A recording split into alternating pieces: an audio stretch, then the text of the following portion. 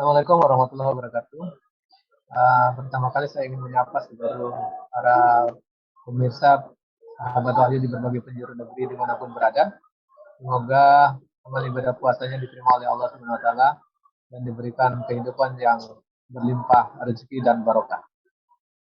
Terkait dengan berita bahwa uh, ada larangan menggunakan fasilitas umum untuk kegiatan sholat id yang dilakukan oleh panitia dari Muhammadiyah yang akan menyelenggarakan sholat id pada hari Ahad, dan dilarang dengan fasilitas umum berupa lapangan di berbagai pemda, terutama ada dua pemda yaitu Sukabumi dan juga Pekalongan.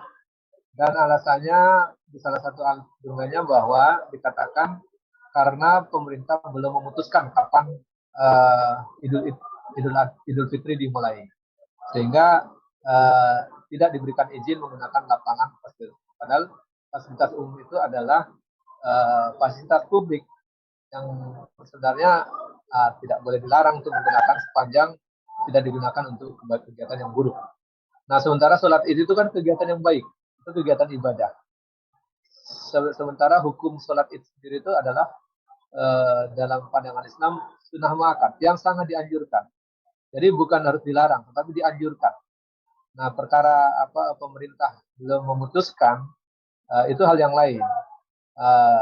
Bukankah pemerintahan kita mestinya menghormati dan menghargai kebebasan para pemeluk agama masing-masing sebagaimana dalam konstitusi. Jadi kalau saya lihat pelarangan penggunaan fasilitas umum dengan didasarkan argumen bahwa pemerintah belum memutuskan kapan Idul Fitri, nah ini tidak masuk akal dan tentu itu melanggar konstitusi karena orang mau melaksanakan ibadahnya sesuai dengan keyakinannya masing-masing, tidak harus dipaksakan dengan sama keyakinan terhadap pemerintah.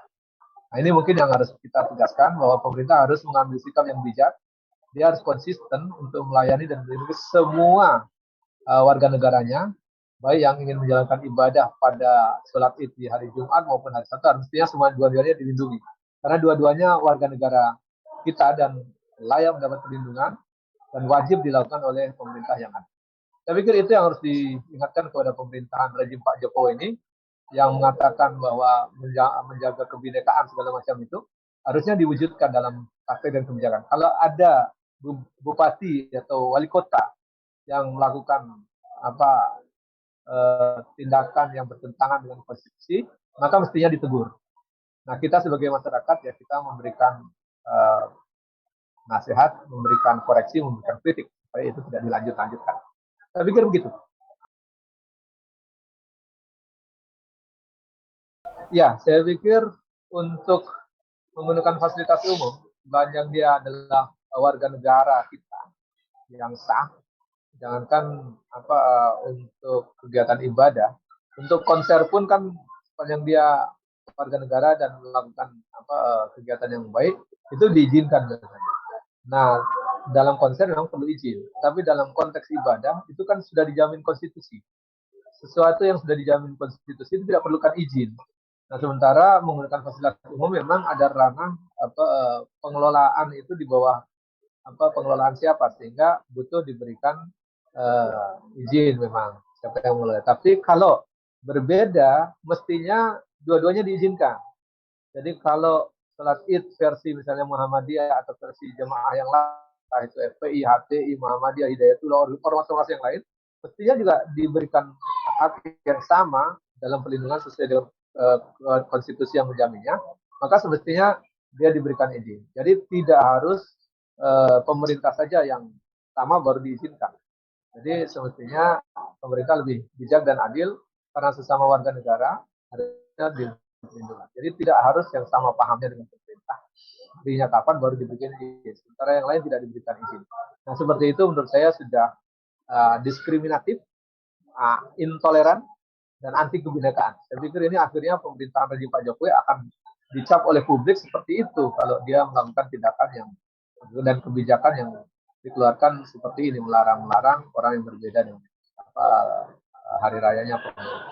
Tapi pemerintah harus lebih berlapang dada, lebih bijak, dan wujudkanlah itu pernyataan-pernyataan selama ini mengatakan menjamin toleransi, mengembangkan uh, toleransi, kemudian mengembangkan kebinekaan, ya harusnya bisa memberikan contoh yang nyata bahwa wujud toleransi, wujud kebinekaan itu memang tidak harus perbedaan itu harus disamakan semua dengan pandangan pemerintah. Jadi kalau pemerintah mau lebaran hari Sabtu, maka semua harus wajib hari Sabtu. Yang tidak hari Sabtu nanti tidak diizinkan menggunakan fasilitas umum. Ini menurut saya diskriminatif.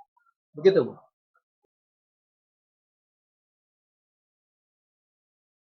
Ya, salat Id itu memang di zaman Nabi dianjurkan di lapangan memang, di lapangan terbuka, di mana orang bisa bersama-sama, bisa terlihat ukhuwahnya, bisa terlihat kekompakannya, bisa terlihat persatuannya, bisa terlihat kegembiraannya di situ, bisa lihat kebersamaannya dan kekompakannya di situ.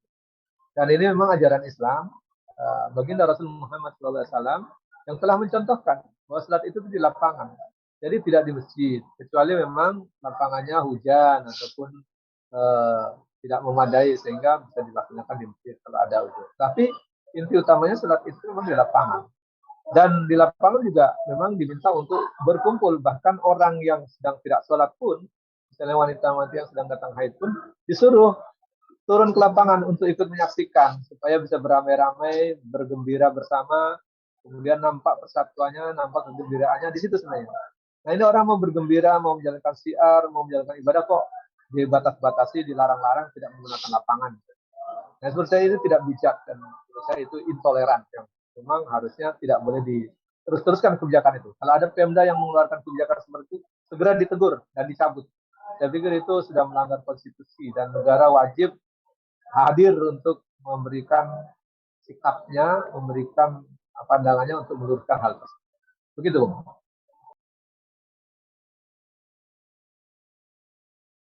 Ya, saya pikir ini mewakili sebagian pendapat publik bahwa memang kalau sikap yang bertentangan seperti itu tidak bijak. Saya kalau menyatakan tidak bijak itu kan landasannya etika ya. Tidak bijak itu landasannya etika. Tapi kalau mau landasannya konstitusional, maka itu inkonstitusional. Itu melanggar konstitusi. Ya kalau dia melanggar konstitusi mestinya harus diluruskan. Nah kalau tidak bijak itu kan landasannya landasan etika. Artinya tidak sopan, tidak wajar, itu tidak bijak. Nah menurut saya itu, tapi sebagian suara hati publik tersalurkan lah gitu, atau mewakili sebagian publik bahwa memang kebijakan yang dikeluarkan itu menunjukkan kebijakan yang tidak bijak. Nama kebijakan itu kan sebenarnya sesuatu diambil supaya lebih mengakomodir kepentingan publik daripada mengedepankan aturan yang sedang berlaku ataupun ketentuan yang ada. Itulah namanya kebijakan. Ya, kalau DPR mestinya harus segera memanggil pihak eksekutif untuk mempertanyakan kebijakan-kebijakan itu, dan bahkan kalaupun memang belum mengeluarkan kebijakan harus segera mendorong untuk terjadinya kebijakan. Misalnya kalau di tingkat DPR RI harusnya memanggil menteri terkait atau bahkan meminta klarifikasi pihak-pihak terkait baik di kementerian maupun kepada presiden pihak eksekutif, kenapa ada Pemda yang sampai melarang, harus dipanggil itu. Nah setelah itu baru harus diberikan pernyataan bahwa memang harus dikoreksi itu. Jadi bupatinya ataupun wali kotanya harus ditegur oleh Kementerian Dalam Negeri atau oleh Presiden langsung. Nggak boleh itu melakukan itu pelanggaran konstitusi. Jadi ini rezim ini harus taat dan patuh kepada konstitusi dan harus menjaga kebinekaan, menjaga toleransi dan juga menghormati pandangan-pandangan dari umat Islam yang berbeda. Saya pikir begitu. Ya, kalau negara kita kan negara sekuler ya. Negara kita kan bukan negara agama, betul. Kita itu negara sekuler, clear lah itu. Tidak negara agama, tetapi dia berdasarkan ketuhanan yang Maha Esa, kan itu posisinya kalau dalam konstitusi. Artinya walaupun dia bukan negara agama, dia harus patuh dan menghormati, menghargai, bahkan menjadikan agama sebagai spirit untuk mengarahkan konstitusi dan kebijakannya. Oleh karenanya, betul dalam konteks negara sekuler itu justru tidak mengatur urusan agama, justru dia harus memberikan ruang yang cukup untuk orang-orang yang beragama itu bisa bebas menjalankan ibadah, menjalankan keyakinannya sesuai dengan ajaran agamanya masing-masing. Semestinya di situ yang harus dijalankan oleh negara. Jadi jangan sampai malah melarang-larang atau membatas-batasi. Tugas negara itu menjamin semua berjalan langsung, berjalan lancar. Yang beda hari sholat id bisa berjalan lancar yang tidak sesuai dengan pemerintah, yang sesuai pemerintah juga berjalan lancar. Tugasnya harusnya itu. Jadi kalau kita lihat apa dikatakan kita bukan negara sehingga tidak mengurusi sholat id, salah juga. Gitu. Kalaupun kita melakukan kita negara sekuler sehingga sholat id tidak usah diurus, salah juga karena memang konteks negara kita ini memang bukan negara agama, bukan negara yang komunis, tapi kita negara bukan agama tapi mengaku keberadaan Tuhan. Sehingga keberadaan agama itu perlu untuk diberikan hak untuk menjalankan keyakinannya, termasuk menjalankan ibadahnya masing-masing. Jadi di situ kontekstualnya. Kecuali kalau negara komunis wajar dia nggak mengakui adanya Tuhan, kemudian dia melarang. Kalau negara sekuler penuh, dia tidak melarang sama sekali, dibiarkan saja gitu. Nah gitu kira-kira. Karena kita bukan negara sekuler juga bukan, negara komunis juga bukan, kita ada di antara itu. Ada mengakui keberadaan Tuhan, sehingga kita harus memberikan ruang yang cukup, dan itu diatur oleh konstitusi. Iya, kalau dalam pandangan Islam, sebenarnya apakah dimungkinkan untuk terjadi beda hari dalam pelaksanaan sholat Idul Id, Idul Adha maupun Idul Fitri? Memang semestinya kalau dalam pandangan Islam itu perbedaan di kalangan umat itu kan dikategorikan sebagai rahmat. Tetapi dalam perbedaan khusus hari raya ini apakah mungkin terjadi? Sebenarnya dengan wilayah yang begitu luas itu bisa saja terjadi. Tetapi dalam wilayah yang luas itu tapi teknologi sangat maju seperti sekarang mestinya tidak terjadi. Kenapa bisa terjadi? Karena adanya sekat-sekat batas-batas wilayah nasionalisme kebangsaan yang masing-masing ingin mengatur sendiri-sendiri tadi.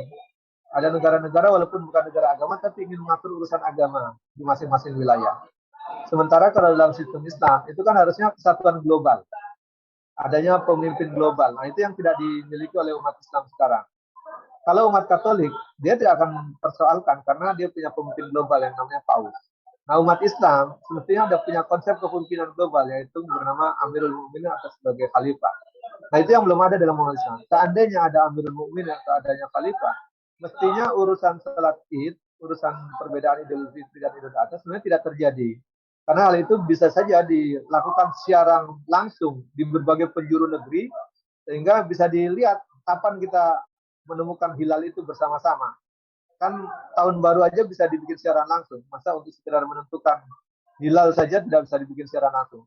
Kalau ada pemimpin global, saya pikir bisa dibuat secara langsung. Dan itu kalau disiarkan secara langsung kan semua bisa menyaksikan secara langsung. Sepak bola aja bisa dibikin secara langsung. Di seluruh dunia bisa nonton. Apalagi kalau memang negara ini ada pemimpin global yang peduli dengan urusan agama, peduli dengan urusan ibadah umat Islam, saya pikir itu bisa dibuat acara siaran langsung melihat hilal. Sehingga nanti dimanapun penjuru negeri ini orang bisa langsung melihat, oh di belahan dunia Indonesia, di wilayah timur, misalnya di Merauke, udah terlihat hilal. Cukup begitu terlihat semua, maka seluruh dunia bisa memahami bahwa hari ini sudah berbuka puasa, misalnya gitu. Jadi kalau itu bisa dilakukan, saya pikir tidak ada persoalan lagi, tidak akan mungkin ada perbedaan lagi. Sementara sekat-sekat nasionalisme akan runtuh dengan sendirinya karena ada pelaksanaan yang sifatnya global tadi. Sama dengan sekat-sekat nasionalisme kan runtuh ketika kita berbicara sepak bola, gitu. Kan tidak ada lagi sekat nasionalisme. Kita bisa menjangkau berbagai wilayah dunia. Nah ini menurut saya pikir ini penting untuk kita lihat bersama bahwa adanya perbedaan dalam pelaksanaan Idul Fitri dan Idul Adha, mulai dan mengakhirinya puasa, ini menunjukkan bahwa kita tidak ada satu pemimpin yang mengurus urusan itu, urusan ibadah umat Islam. Nah, kalau umat lain misalnya Katolik sudah ada yang mengurus itu, sehingga urusan Natal cukuplah Paus menentukan kapan pelaksanaan Natal atau misalnya. Tapi kalau dalam umat Islam, saya pikir ini perlu juga. Suatu saat perlu ada pemimpin global yang seperti Paus itu, yang mungkin dalam konsep Islam sudah ada konsepnya, itu konsep Amirul Mukminin atau konsep Khalifah itu. Nah saya pikir kalau itu ada, dia yang akan menentukan kapan melakukan siaran langsung untuk melihat hilal dan bukan. Nah kalau itu bisa dilakukan, saya pikir tidak akan ada perbedaan. Ya, bisa tahu, oh hari ini kita mulai berpuasa, hari ini kita akan berbuka dan mulai lebaran besok. Saya pikir kalau itu dilakukan, saya pikir akan selesai urusannya, tidak akan ada perbedaan. Karena hari ini belum ada pemimpin global umat Islam, maka kewajiban umat Islam lah untuk bersama-sama mengupayakan supaya segera ada. Dan sebelum itu ada, umat Islam juga diharapkan saling memahami dan berlapang dada atas berbagai perbedaan yang ada dulu sebelum ada orang yang bisa mempersatukan. Saya pikir ini yang harus dikedepankan sehingga pemerintah juga harus berperan supaya tidak mengadu domba sesama umat Islam. Yang lebaran duluan diadu dengan yang lebaran belakangan itu tidak bijak. Saya pikir ini akan meruntuhkan pilar-pilar persatuan bangsa, persatuan anak negeri, dan menghancurkan modal sosial masyarakat yang sudah kompak dan clear. Saya pikir begitu, Bung.